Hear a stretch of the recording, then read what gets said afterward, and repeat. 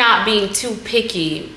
But hola a todos, es tu prima favorita Bobby here, and welcome to the Cousins Corner. If you are new here, if you are not new here, welcome back. I'm tu prima favorita Bobby, and I just like to talk, and I'm gonna go ahead and hop right into it. I am a person who has been told that I'm super picky, and I do not have any plans on changing that anytime soon.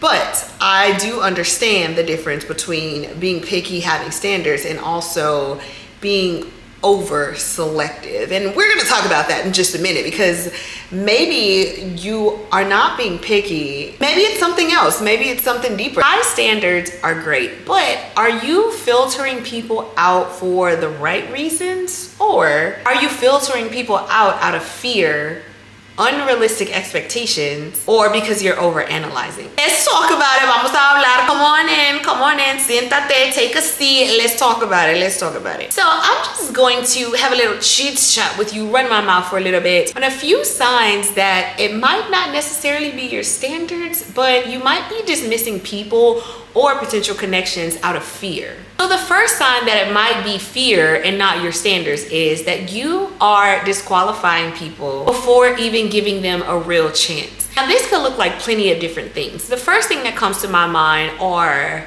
icks. I know that this is 2025 and icks became a huge thing. Maybe just a couple of years ago you started hearing the word everywhere, but I sometimes feel like people's icks are very superficial, and they are things that, I get it, at sometimes it can be things that you really just cannot deal with. But I've had conversations with plenty of women who have talked about their icks, and they have been things that have been so minuscule that I'm really just like, okay, you talk about how much you want love, you talk about how much you want a connection with somebody, but then you tell me that, oh, it's because he was 5'11" and not 6'2". Oh, it's because I didn't like the way that he paired his shoes with his pants. Oh, it's because I didn't like that he had greasy hair. Whatever the case may be, like super small things or superficial things that it's like, okay, that's not necessarily you talking about your standards. That seems more like there's something deeper there and a reason why you're discounting this person.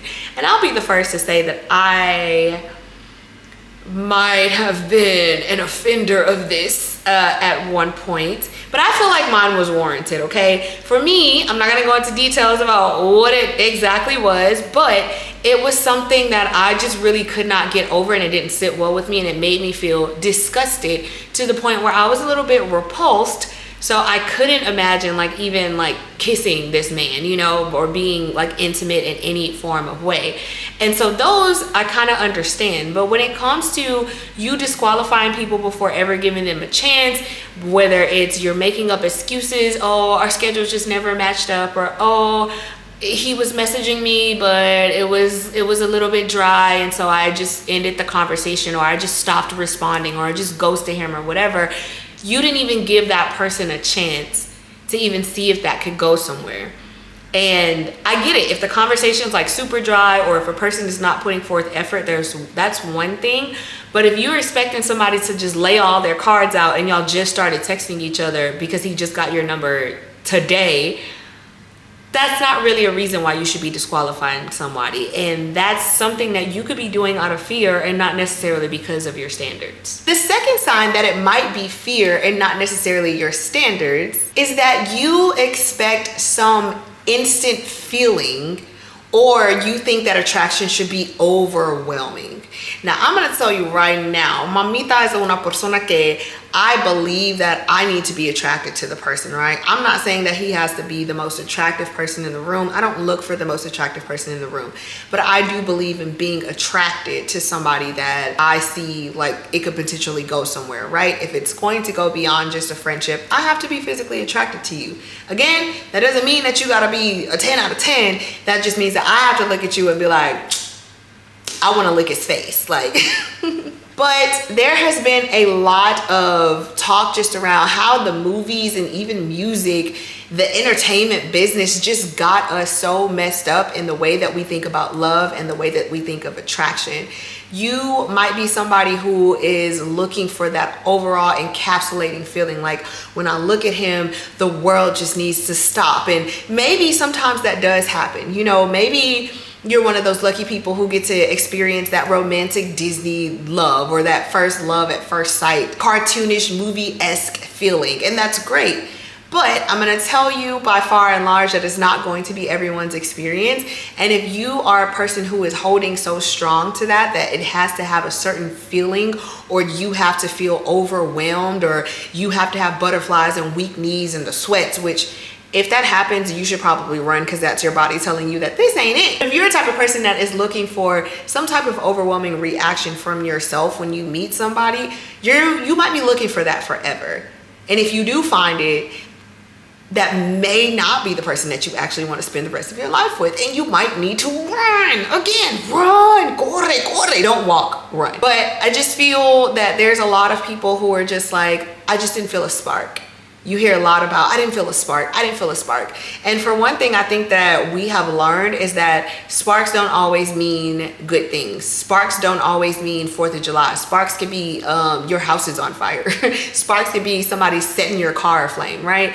So it's not always about having that spark. Now, of course, you want to have a connection with somebody. You want it to feel like something, but this overall, I'm encapsulated and I'm whisked away into the sky and nothing else matters but this person, is not necessarily a way that you're going to feel. Love is supposed to feel easy. It's supposed to feel safe. It's supposed to feel calm. And of course, it's going to have an element of excitement, but it isn't going to be this overall encapsulating feeling that Disney has tricked us into thinking that that's what it's going to feel like. So if you are waiting for that to give somebody a chance, if you are disqualifying people because you're not feeling that, either you got the game messed up, you got some things twisted, or you're actually dismissing these people out of fear and not necessarily because your standard is, he has to make me feel like I just lost all the feeling in my body when I first meet him. The next sign that it might be fear and not your standards is you are so afraid of wasting time that you don't even bother at all. You're so afraid of having somebody play on your top or play with your time that you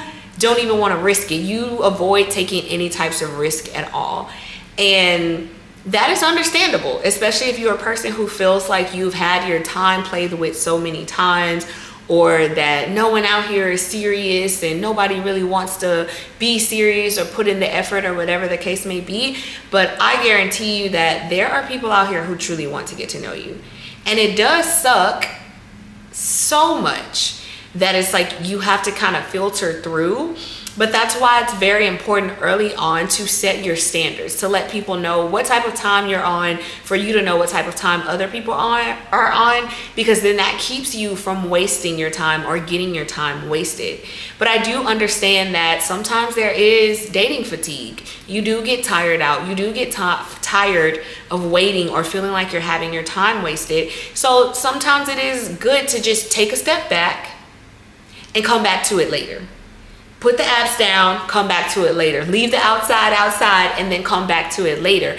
But if you are so afraid of having your time wasted that you don't even put yourself out there, or you don't even give people the opportunities, or this person that you met, y'all were texting, but you're just like, I don't feel like going on a merry-go-round again, so I'm not even gonna try. You don't know the connections and opportunities that you might be missing by just taking the risk and just seeing where it goes. Now, again, if somebody's actively wasting your time, like, of course, don't pay that no mind, like, drop that. But don't get so overwhelmed in the feeling of, this again, that you are just not taking any risk, or that you're not giving anyone an opportunity, especially if you're a person who knows that being in a relationship is something that you desire, or getting to know somebody, or building close connections, because this can even be applied if you are trying to build platonic connections. If that is something that you're trying to do, you have to take risk. And it sucks because everybody might not always be on the same time as you, but that is why it's so important to ask questions, be open, be genuine, be intentional, and let people know that. And the moment that you see that they are not on that same type of time, get out before you even have the chance to let this person waste your time. The last sign I have that you could be disqualifying people out of fear and not necessarily based on your standards is that past hurts have made you hypercritical or overly cautious, which have made it hard for you to even see the potential with anybody.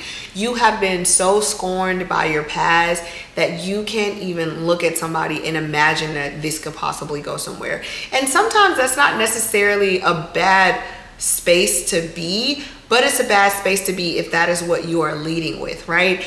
In dating, you want to kind of lead with an air of freedom, in a sense that you can't think that every person or every connection or every date is going to be your next boyfriend or next partner or something serious.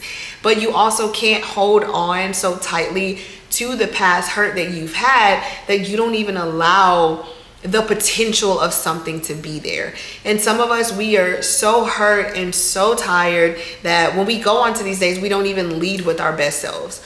Or when we have these opportunities for connections with people, we don't even indulge because we're so hurt, whether we're bitter or whether we're just tired or whether we're just hurt in general, that it's just like, I don't even want to try with you. I don't even want to waste time to see if this could possibly go somewhere because I would just rather be here. And again, there's nothing wrong if you are una chica who just rather be single, be sola dola, or just take some more time before you hop back into the dating scene, or if you've completely just given up, that's totally fine.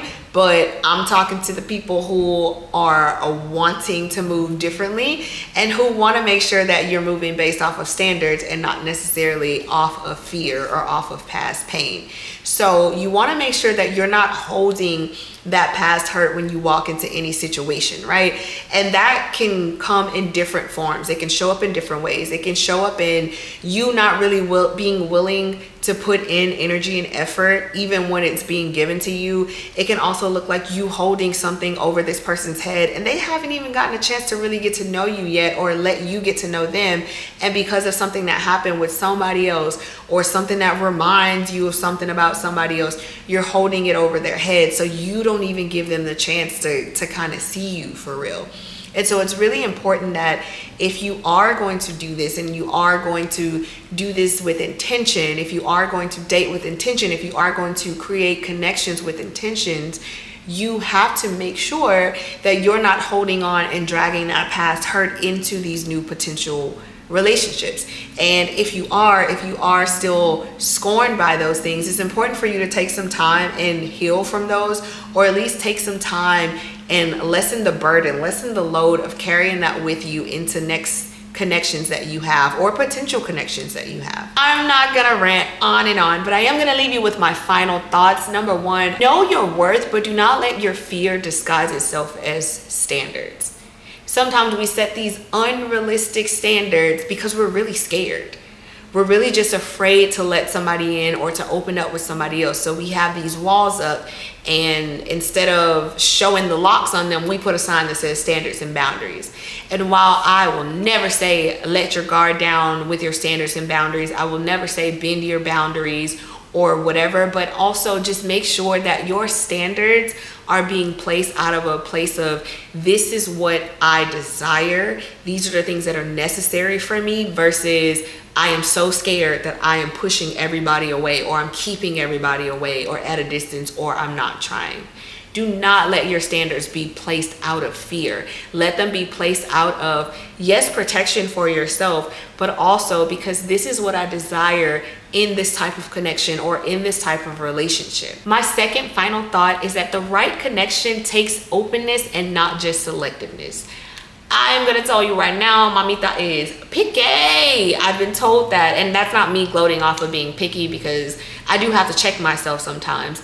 But I am a person who has to understand that building connections with people takes openness. I, for the longest time, was trying to figure out, why am I attracting emotionally unavailable men? And the hardest thing for me to really sit with was the fact that I too was emotionally unavailable. As much as an open book that I thought I was, and I had all this energy and I was okay to have all these conversations about all of these things, I wasn't really showing myself. I was more of, oh, I can talk about these things in a form of they're away from me. So it's like I'm talking in third person about somebody else, or I'm giving advice. I'm able to go deep there. But then when it really came to me and me opening up and allowing myself to be seen in my romantic connections, it was not an easy thing for me.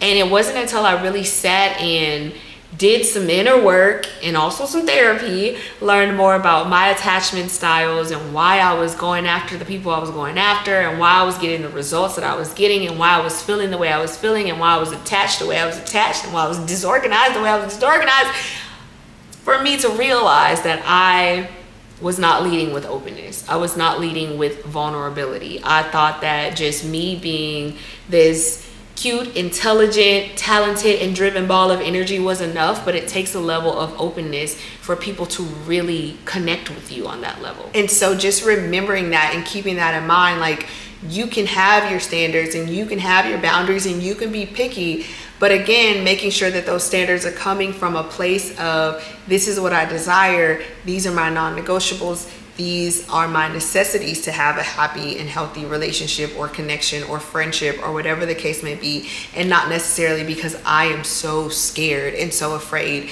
of wasting time or getting hurt again. If you are too busy focused on avoiding the wrong ones, you can mess around and miss the right ones. And I'm a person who believes that what will be, and what won't, and that's okay. But at the same time, it's like, you don't want to prolong you getting your desired outcome, or you don't want to miss the opportunity of potential connections, even if they don't end up lasting for the rest of your life, even if this person doesn't become your lifelong partner or your lifelong bestie or whatever the case may be. Every step counts, every relationship counts, every learning moment counts.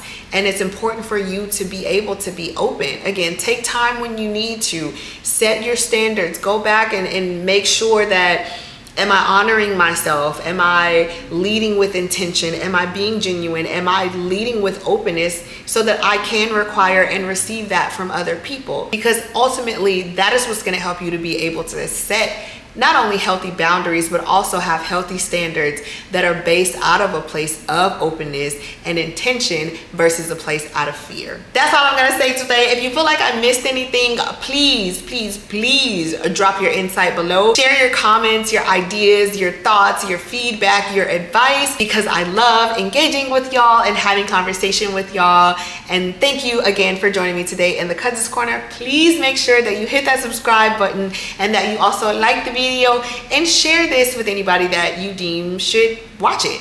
Again, thank you for joining me, tu prima favorita, in the Cousins Corner. I am Bobby, and I will see you next time. Bye.